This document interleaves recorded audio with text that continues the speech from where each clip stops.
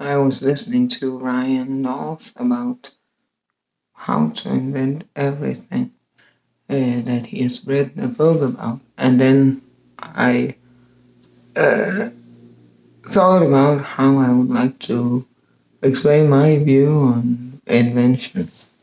Uh, what I've been thinking about, not written a book about, is how I think the old Greeks, the philosophers like Plato, about perfect forms or shapes, and that how it's associated with a secret way of thinking.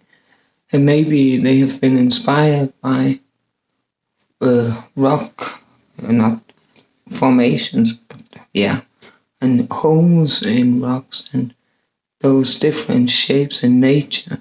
There's a lot of inspiration to find in nature, like a spider web, to teach us human beings how to make fabric, and flies on how to fly, and those are the insects I've been thinking about. Also birds, uh, uh, making some, investigating, researching into how does flying function, how does it work for birds and flies, and how do they make the fabric or the spider web. And then the old Greeks, well, that goes way back, I think much further back. They had, as far as I know, as far as we know, outfits made. Also the old statues. You can see they were wearing some kind of clothing. And then the Plato, the philosophers, looking at nature, different shapes, maybe also clouds. I think they might have been inspired looking at those different, like holes in rocks and like that. I saw, was it in China? There's this arch, or it's called something about like arch that could, like a rainbow. You see a lot of shapes that you can associate with each other. And so I think they might have found inspiration to make maybe furniture. I don't know what kind of furniture. Build houses from looking at maybe at first making caves, and then that's rocks in caves. How can you pull the cave out of the mountain, and then build it separate from the mountain or whatever it was, chopped into. And then he talks about Ryan North about Back to the Future. And then I thought, if you think about how was rock and roll, they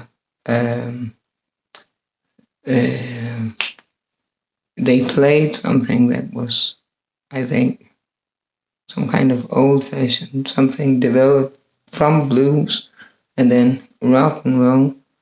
Then how was it developed from? If it was, I think it was some kind of bluesy or I don't know what the style is called, those 50s, 60s songs. And then how was it developed from there to the point of rock and roll? And then thinking, how can I develop something from, if you want to make a genre musically, how can I develop from there to there, from jazz to something different, or from growling? That was Louis Armstrong, I think, one of the first growlers. So how is it?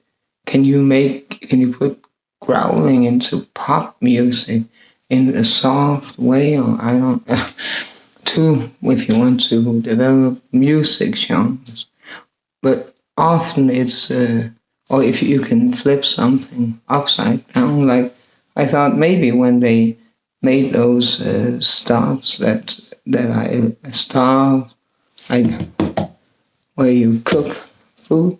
Maybe I thought if I flip the computer upside down on the kitchen table, hey, then I can think, where can I put some computer technology into the kitchen table? And that could be a way to develop on something or to put new functions into something that, or like shelves in the kitchen table that you can, I think they already have that kind of function somewhere to control electronically, to open the drawers like with a remote control. It's often that you take I think it's been that for a long time. You take an object and then you develop onto that to the next step, but you can also flip something around and see what would that, and then you have to like be creative in your way of thinking and what association does it give me to if I flip. Well, they did that. They flipped, I think, a cup or a drinking glass upside down. Hey, you can put dice in it and shake it. Something like that. What else can I think about? Then you can take the loudspeaker and flip it upside down, not to see with your eyes, but to think, what is that? And removing noise. And there's already in software when you record music, but how else? Then you isolate the walls in a house. How else? Yeah, you already have those when people who work with what's it called, the handyman kind of types or whatever. It could also be what if you flip a keyboard of the computer upside down, you would think about a mute thing, but it's already on the keyboard. But whatever. It's not that inventive. But I looked at a fence and I thought, hey, can you have a fence that you can pull or maybe fold and then get a view? Because maybe there's traffic in the day, or maybe sometimes you want to have it closed, sometimes you want it open to see a view, or to, if you have whatever guests, they want to be able to use the front of or to walk in and out.